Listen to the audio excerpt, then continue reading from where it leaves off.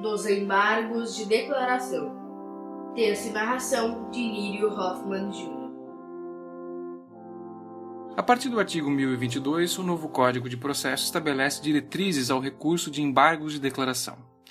O primeiro dos dispositivos assevera que essa espécie recursal é cabível contra qualquer decisão judicial, nas hipóteses de obscuridade, contradição, omissão a respeito de ponto ou questão sobre o qual deveria se pronunciar o juiz de ofício ou requerimento, e ainda na hipótese de correção de erro material.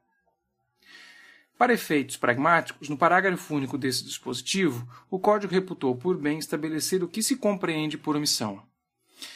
Asseverou que se considera omissa a decisão que deixe de se manifestar sob tese firmada em julgamento de casos repetitivos ou incidente de assunção de competência aplicável ao caso em julgamento, bem assim aquela decisão que incorra em qualquer das condutas descritas no artigo 489, parágrafo 1º. Os embargos declaratórios deverão ser opostos no prazo de 5 dias, artigo 1023, em petição dirigida ao juiz que proferiu a decisão atacada, ou eventualmente àquele que o substitua, com a indicação do erro, obscuridade, contradição ou omissão, e não se sujeita a preparo. Por expressa previsão legal, parágrafo 1º, aos embargos declaratórios aplicam-se a regra prevista no artigo 229, estabelecendo-se prazo em dobro quando litisconsortes tiverem diferentes procuradores de escritórios de advocacia distintos. É bom que se frise, no entanto, que tal sistemática não se aplica à hipótese em que o processo tramita em meio eletrônico, bem como no caso de pluralidade de réus onde é oferecida defesa por apenas um deles.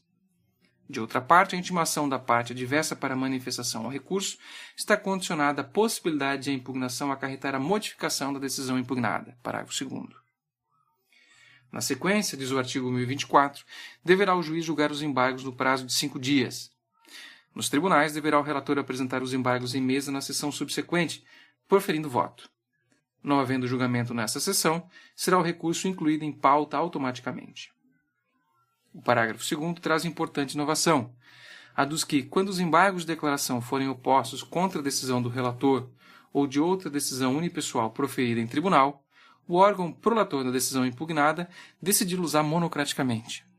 De sua vez, o parágrafo 3º contempla a hipótese de fungibilidade recursal, ao prever que o órgão julgador conhecerá dos embargos de declaração como agravo interno, se entender ser este um recurso cabível. Nessa hipótese, é fundamental a prévia intimação do recorrente para, no prazo de 5 dias, complementar as razões recursais de modo a ajustá-las às exigências do artigo 1021, parágrafo 1º.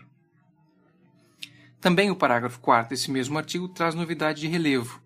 Assevera o dispositivo que, acaso acolhido os embargos de declaração implique a modificação da decisão embargada, terá o embargado o direito de complementar ou alterar suas razões, nos limites da modificação, no prazo de 15 dias, contados da intimação da decisão dos embargos de declaração. Por outro lado, se da oposição não acarretar qualquer modificação da decisão recorrida, o recurso interposto pela parte adversa, antes da publicação da decisão que conheceu dos embargos de declaração, será processado e julgado independentemente de ratificação. Parágrafo 5º.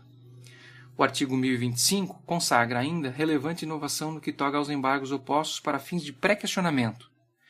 Segundo seus termos, consideram-se incluídos no acórdão os elementos que o embargante suscitou para fins de pré-questionamento, ainda que os embargos de declaração sejam inadmitidos ou rejeitados, acaso o Tribunal Superior considere existente erro, omissão, contradição ou obscuridade.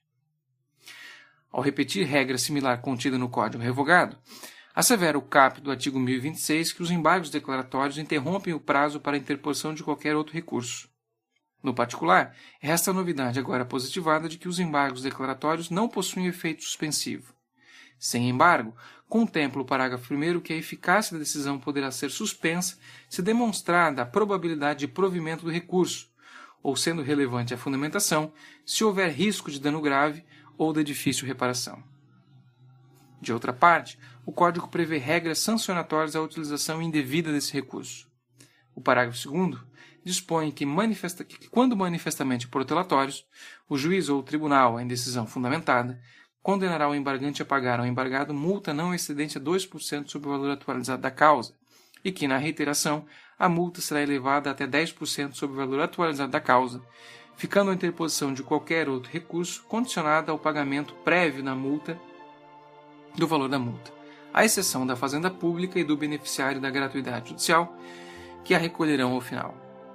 Finalmente, assevera o parágrafo 4º que não serão admitidos novos embargos de declaração se os 2 anteriores houverem sido considerados protelatórios.